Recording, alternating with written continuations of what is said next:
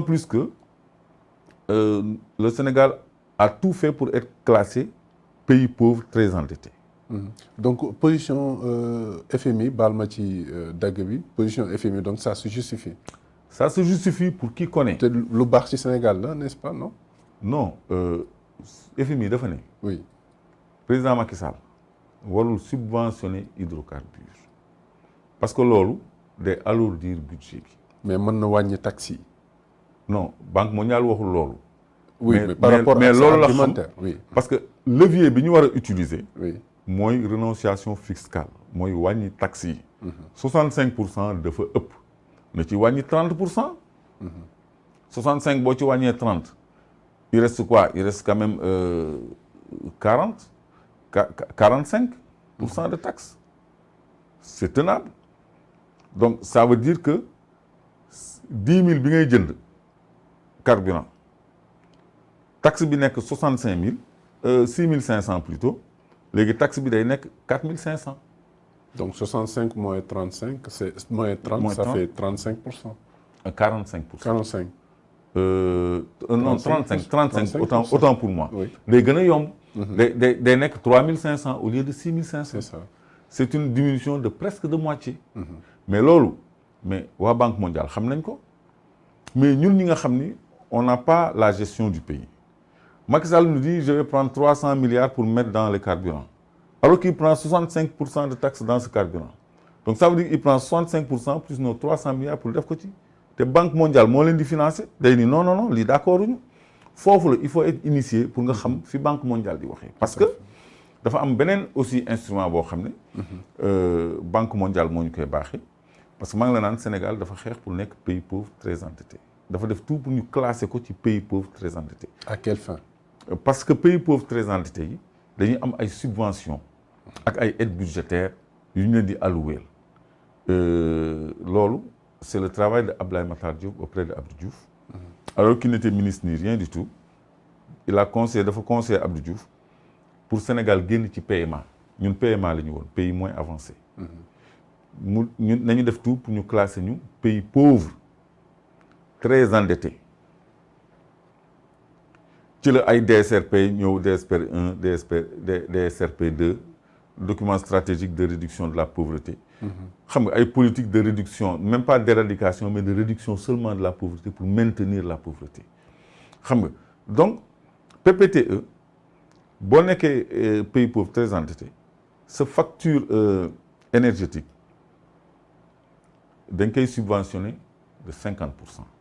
maanaam booy importer pétrole ak gaz bu waree jar $100 yow $50 ngay fay donc facture pétrolière u Sénégal bu waree nekk 400 milliards Sénégal 200 milliards yi lay fay loolu Banque mondiale xam na ko parce que moom moo koy subventionné Sénégal les sachants m'écoutent donc léegi bu ñu subventionné de moitié c'est-à-dire sur 400 milliards de factures pétrolières on paye 200 milliards loolu c'était pour ñu répercuter ko au consommateur mais on n'a jamais répercuté ça au consommateur depuis Abdou Diouf benn man la boo xam ne gars yi ñoo koy séddoo Senelec da ciy am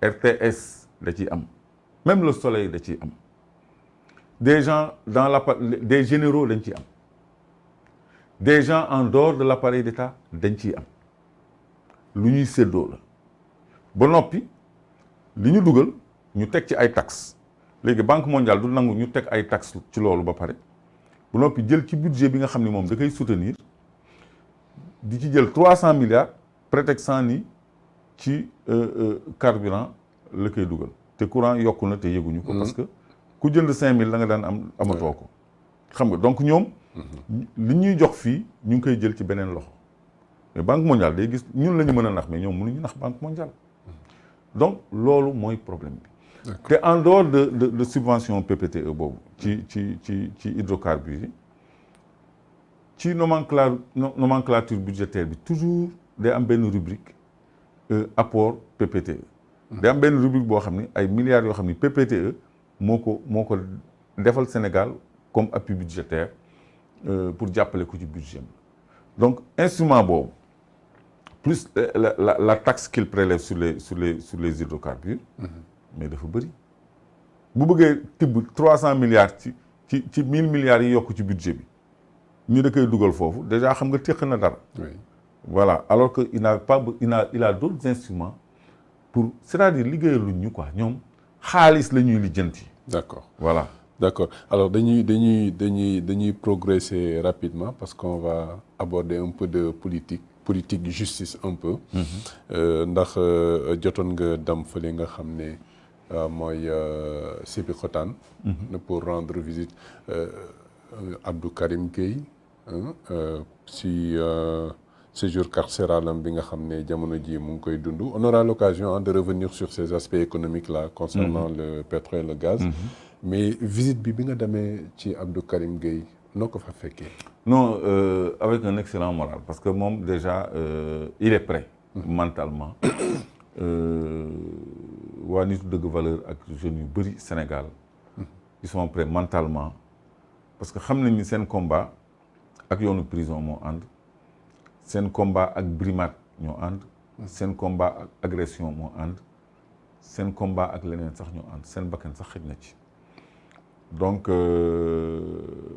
ma koy gërëm ci taxawaayam pour Sénégal parce que déjà combat bee tax mu feebar waaw moom wax na ko torturé nañ ko fi plusieurs fois mais taxul mu toog tëj nañ ko fi aussi ci conditions yu metti Cap Manuel ak Rebeuss plusieurs fois te taxul lu xew moo njëkk a taxaw j'ai trouvé un Abdou Karim avec un mental très fort moom daf ñu yërëm sax ñun ñuy dem ba Sébikotane di ko seeti muy grand jarul déplacé wu fii ça va quoi on gère amul problème bul sax sonn yéen nekk leen ci terrain bi rek nekk leen ci combat bi rek naka seen marché bi naka seen kii naka xam nga dundul loolu parce que il est prêt mentalement Cheikh Omar Diagne aussi j'ai vu un homme au mental fort quelqu'un bi nga xam ne il fait son baptême carcéral parce que c'est sa deuxième incarcération te loolu dafay fortifier acteur politique parce que ci ngay xam sa mission dëgg lan la parce que tu as un recul qui te permet d'entrer dans l'analyse de fond boo xam ni say activité sur le terrain daawu la ko may da ngay am une lecture d'ensemble boo xam ne say activités sur le terrain et say activités quotidiennes du la ko may tu as des moments de recueillement et de réflexion propices à la production intellectuelle et au recueillement spirituel donc loolu bénéfice la il a même pris du poids et il a le moral donc ñu ngi sant yàlla ñu ngi ci ay conditions yu acceptables et ils sont en bonne santé contrairement à une rumeur boo xam ne xawoon na tiital ñu nekk selon lesquels ils auraient été empoisonnés et tout ça. Donc maladie bi ñuy wax ci Karim c'est pas le cas. Il est en très bonne santé. Maladie bu mu indaale la moom. Karim xam nga Karim il est malade. On le sait, oui. Il a subi 4 opérations Karim. Mais est-ce que sa santé ne s'est pas détériorée jamono bi mu nekkee ci prison ba tey? Si sa santé c'est légèrement détériorée. Mais je veux dire il y a eu des rumeurs d'empoisonnement yoo xam ni amul il faut qu'on démente ces rumeurs-là qui ne sont pas fondées donc feebar normal la feebar parce que moom dafa diminuer physiquement parce que ku ñu opérer ñeenti yoon et puis ngay traîner une pathologie il se soigne tout le temps te médicamentation bokk na ci garabu olof yoo xam ni nanguluñ ko garabu tubaab yi rek lañ ko nangul donc loolu am na nu muy demee day feeñ ci fajoom quoi ci fajoom mais macha allah ñu taxaw laa fa fekk et puis jeunes yi ñu ngi dem di leen seeti keroog dama fa fekk ay visiteurs yoo xam ne ñoom xamuñu sax Karim xamu leen dañu seet si Karim ak Cheikh Omar Diagne et moo tax ils sont soutenus mentalement et sur tous les plans. D'accord alors gannaaw loolu aussi on va parler d'un autre dossier yoo xam ne juste da ngay joxe sa appréciation dessus. Affaire de viol finalement sax dindi nañ ko tant mieux ndax actuellement on parle que de coups et blessures volontaires concernant Kaliphone ak soxna si di Adja Thiaré Diaw. Maintenant procès bi amal nañ ko ba pare mais l'avocat de la fille réclame 100 millions. Raisonnable selon vous? Bon, moi je suis pas à l'aise pour commenter les faits divers. Moi je préfère aborder les questions vraiment beaucoup. C'est une question judiciaire peut-être? Mais c'est un fait divers. Oui. Quelqu'un qui est agressé, c'est une question judiciaire. Oui. Mais ça relève du fait divers. Quelqu'un qui a cambriolé une banque, par exemple, c'est une affaire judiciaire. Mais ça relève du fait divers. Je ne veux pas commenter tout ce qui se passe, les accidents, les procès. Man daal vraiment bu doon sama sago. ñu wax ci Sénégal li ñu bokk quoi. Clairement. Je m'excuse beaucoup nag. Non, j'ai pas l'habitude d'esquiver des questions. Mais je veux être à l'aise. Je veux être à l'aise. Oui, parce qu'on attend beaucoup aussi de vous et merci. Ceux qui regardent attendent beaucoup également de vous. Merci. Mais c'est des questions yoo xam ne jàppoon nañ ne peut-être di nga ci am benn appréciation boo ciy def et joxe nga ko d'ailleurs. L'appréciation, c'est que nous commenter ce qui relève du fait divers. Voilà. Donc c'est ça. Nous l'acceptons. Mais beneen bi aussi, on en parle ces temps-ci, moi, cette convocation imminente de Ousmane Sonko. On se rappelle de ce qui s'est passé. Ñenn ñi ngi wax naan buñ ko convoqué waatee loolu mën na am. Mais est-ce que war nañ ko tënk justement ci loolu? Parce que moom aussi, il veut qu'on l'entende et qu'on en sache davantage sur affaire boobu, d'autant plus que les certificats médicaux et cetera ñoom ñëw nañu daal di weddi li nga xam ne moom lañ koy tuumaal foofu aussi sa avis bi nga ciy joxe commentaire bi. waaw sans m'appesantir sur les détails. Oui. C'est le cours normal d'un dossier qui a été trop attendu. Et c'est normal ñu entendre Ousmane Sonko.